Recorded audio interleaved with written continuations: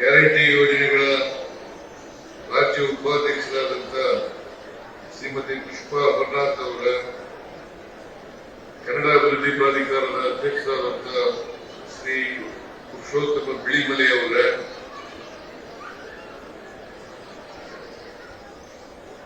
ವಸ್ತು ಪ್ರದರ್ಶನ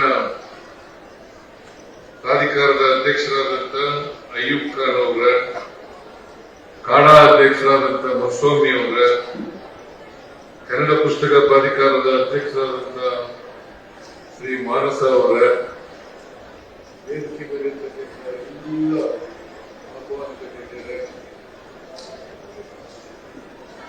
ಅಧಿಕಾರಿ ಸ್ನೇಹಿತರೆ, ಈ ಕಾರ್ಯಕ್ರಮದಲ್ಲಿ ಭಾಗವಹಿಸಿರ್ತಕ್ಕಂಥ ಶ್ರೀಮತಿ ಬಾನು ಮುಸ್ತಾಕ್ ಅವರ ಕುಟುಂಬದ ಎಲ್ಲ ಸದಸ್ಯರುಗಳೇ, ಇತರ ಎಲ್ಲ ಆತ್ಮೀಯ ಬಂಧುಗಳೇ, ತಾಯಂದಿರೇ,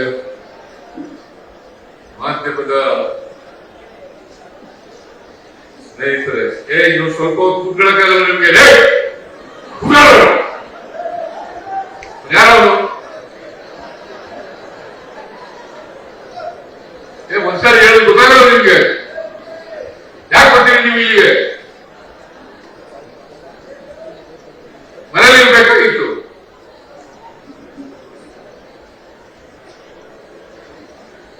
ಪೊಲೀಸ್ನವ್ರ ಬಿಟ್ಬಿಡ್ರಿ, ತಿಳಿಸ್ರಿ ಎಲ್ಲ.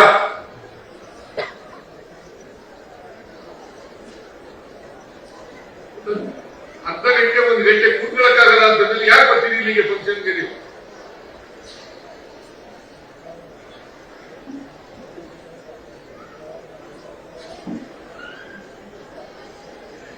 ಆತ್ಮೀಯ ಬಂಧುಗಳೇ,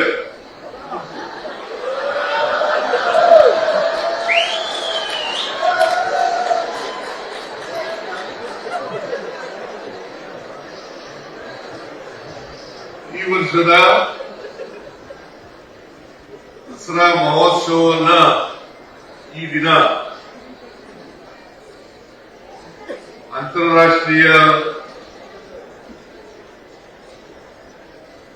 ಬೂಕರ್ ಪ್ರಶಸ್ತಿ ವಿಜೇತರಾದಂಥ ಶ್ರೀಮತಿ ಬಾನು ಮುಸ್ತಾಕ್ ಅವರು ಉದ್ಘಾಟನೆ ಮಾಡಿದ್ದಾರೆ.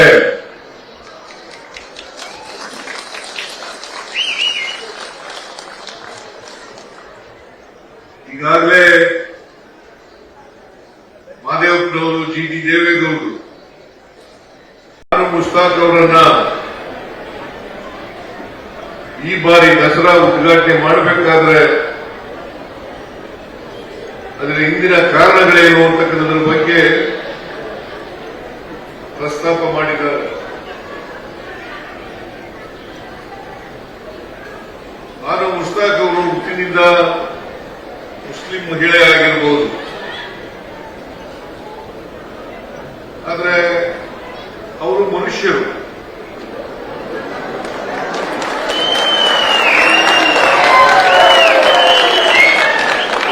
ಮನುಷ್ಯರನ್ನ ಪ್ರೀತಿಸಬೇಕು ಮತ್ತು ಧರ್ಮದ ಆಧಾರದ ಮೇಲೆ, ಜಾತಿಯ ಆಧಾರದ ಮೇಲೆ ಪ್ರೀತಿಸಬಾರದು.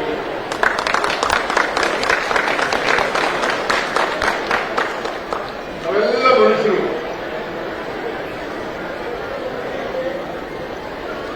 ನಾವು ಪರಸ್ಪರ ಪ್ರೀತಿಯಿಂದ ಇರಬೇಕು ಹೊರತು ಪರಸ್ಪರ ದ್ವೇಷದಿಂದ ಇರಬಾರದು.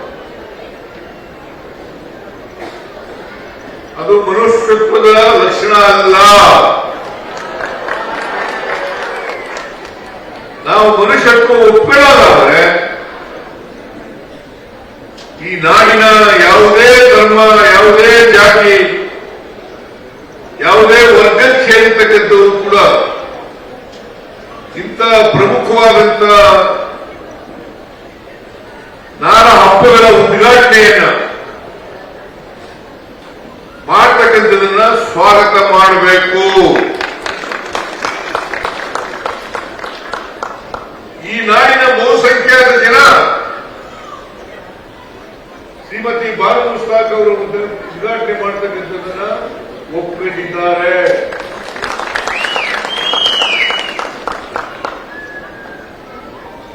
ಈಗಾಗಲೇ